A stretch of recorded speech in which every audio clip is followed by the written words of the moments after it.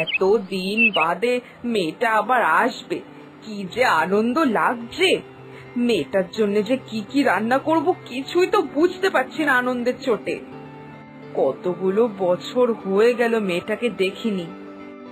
সেই কোন ছোটবেলায় আমার বনিটাকে ওর বাবা পড়াশোনার জন্য বিদেশে পাঠালো, সেই আবার কত বছর পরে আমার বনিটা আমার কাছে আবার আসছে।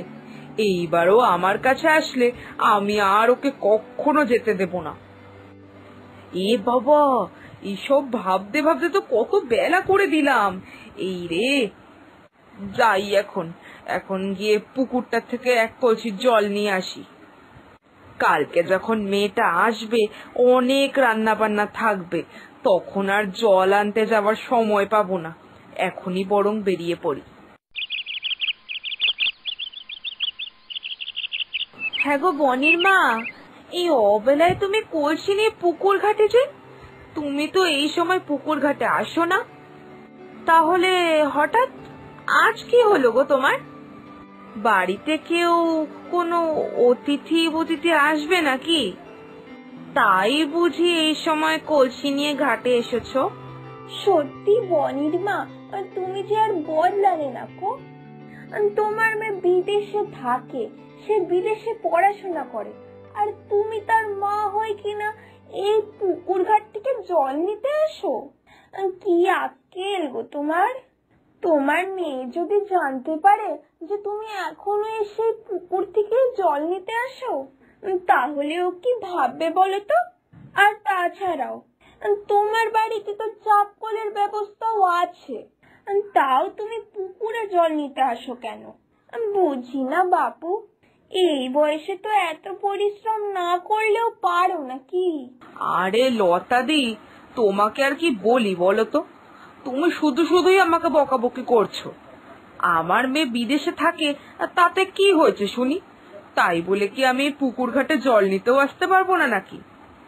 আরে দিদি, ও আসবে বলেই তো আমি আরো পুকুর ঘাটে জল নিতে আসলাম। তুমি যে বলছো বাড়ির চাপ কলের কথা, ওই চাপ কলের জল আমার বনি ছোটবেলা থেকেই একদম খেতে চাইতো না। ও তো ওই পুকুরের জল ছাড়া খেতেই চাইতো না। তাই তো আমি এখনই জল নিতে চলে আসলাম। কাল সকাল সকালই ও বাড়িতে যখন ঢুকবে, তখন তোকে জল খেতে দিতে হবে নাকি? ওর বাবা থাকলে তো আমাকে এত চিন্তা করতে হতো না। এতক্ষণে তোর বাবাই সব আয়োজন করে রাখতো। কিন্তু এখন আর এইসব ভেবে কি লাভ? সে কি গো, বনি কালকে আসছে? বাহ, এ তো খুব খুশির খবর দিলে গো তুমি। এত বছর পর মেয়েটা বাড়িতে আসছে। আমাদের পুরো গ্রামে একমাত্র বনিই আছে যে বিদেশে পড়াশোনা করতে গেছে। সত্যি গো, তোমার মেয়েটা খুব গুণী পড়াশোনাতে। ও কিন্তু শুধু তোমার গর্ব না, পুরো গ্রামের গর্ব। কিন্তু বনির মা, তোমারও বুদ্ধি বলিহারি। তোমার বিলেত ফেরত মেয়ের জন্য তুমি কিনা পুকুর ঘাটের জল নিচ্ছ? না গো, বনি বিদেশ থেকে ফেরত আসার পরে তোমার কি মনে হয় ওই পুকুরের জল খাবে? না না, কোনোদিনই খাবে না। তুমি বরং ওই শহর থেকে খাওয়ার জল কিনে আনো। আমার দৃঢ় বিশ্বাস বনি ওই কেনা জল ছাড়া আর কোনো জলই খাবে না। তাই না? তাই দেখেছো বলাইয়ের বউ, তোমার এই বুদ্ধি আছে, কিন্তু বনির মার তো দেখছি কোনো বুদ্ধি নেই গা। নেহাতি বনির বাবার এত আগ্রহ ছিল, তাই মেয়েটা একটু বিদেশে গিয়ে পড়াশোনা করতে পেরেছে। তা না হলে ওর মায়ের যা অবস্থা দেখছি, ওর মা তো গ্রামের পাঠশালা পর্যন্তই মেয়েকে পড়াতো। যাক গে যাক। শোনো বনির মা, তোমার মেয়ে কটা দিনের জন্যই আসছে, ওকে একটু ভালো করে আপ্যায়ন করো। পুকুরের জল আর তোমার মেয়ের জন্য নিয়ে কাজ নেই বাপু। তুমি বরং সত্যি শহর থেকে খাবারের জল কিনে আনার ব্যবস্থা করো। আর ওর জন্য কাল কি কি রান্না করবে শুনি? তোমরা যে এসব কি বলছো, আমি তো কিছুই বুঝতে পারছি না। তোমরা যে আমাকে শহর থেকে জল কিনে আনার ব্যবস্থা করতে বলছো, তাহলে আমি বনির জন্য যা যা রান্না করব ভাবছি, সেটা শুনলে তোমরা আবার বকাবকি করবে না তো?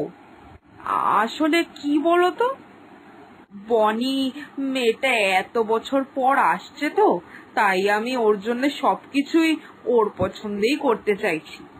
তাই জন্যই তো এই পুকুর থেকে জল নিতে আসলাম, আর রান্না বান্না ওর পছন্দ মতোই করব। লতি দিয়ে চিংড়ি, ঝিঙে পোস্ত, লাউ পাতার বড়া, চুনো মাছের ঝাল, আবার কচুর শাক, এই রান্নাগুলো আমার বনির খুব পছন্দ ছিল গো।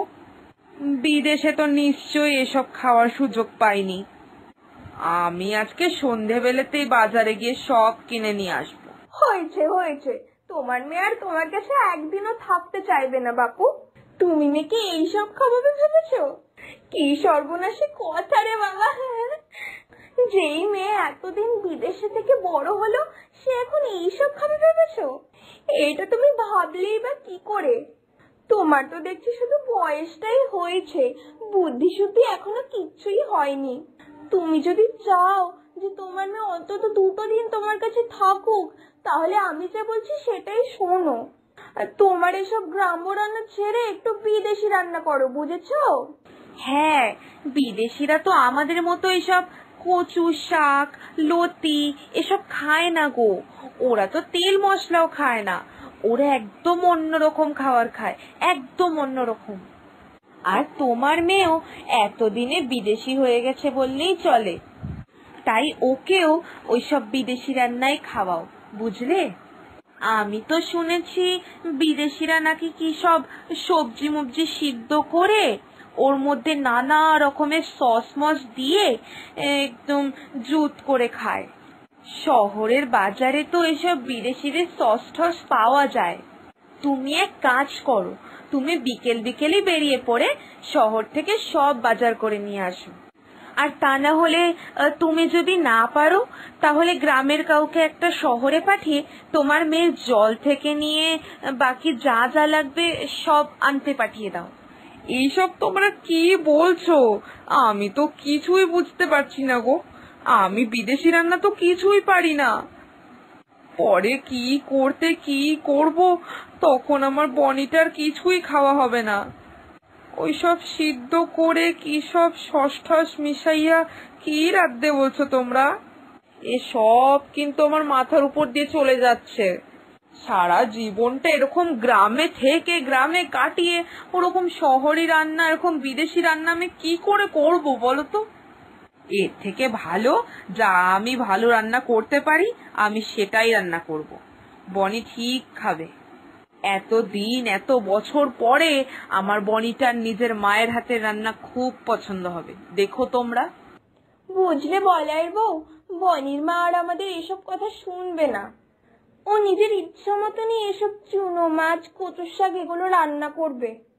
আর যখন এসব খেয়ে বনি বিকেলের মধ্যেই রওনা দেবে, তখন বুঝবে বনির মা। আমরা যে বলেছিলাম ওদের কথা ভেবেই বলেছিলাম। নাও নাও বনির মা, তোমার মেয়ের জন্য কলসি ভরে জল নিয়ে যাও। এতদিন পর আসছে, এই পুকুরের জল না খাওয়া অব্দি তো আনন্দেই পাবে না মেয়েটা। কি যে করি কিছুই তো বুঝতে পারছি না। লতাদি, বলাইয়ের বউ সবাই তো একই কথা বলছে। তাহলে কি বনি সত্যি আমার হাতের খাবার রান্না আর পছন্দ করবে না? ওকে সত্যি তাহলে বিদেশি রান্নাই খেতে চাইবে? লতা দিদের কথা যদি সত্যি হয়, তাহলে তো বনি আমার সাথে একদিনও থাকতে চাইবে না। না না না না, আমার মেয়ে এতদিন বাদে আসছে, ও ওকে আমি কিছুতেই আর দূরে যেতে দেব না। প্রয়োজনে আমি বিদেশি রান্নাই করব, হ্যাঁ, কিন্তু তাও আমার বনি যাতে আমার সাথেই থাকে আমি তার ব্যবস্থাই করব।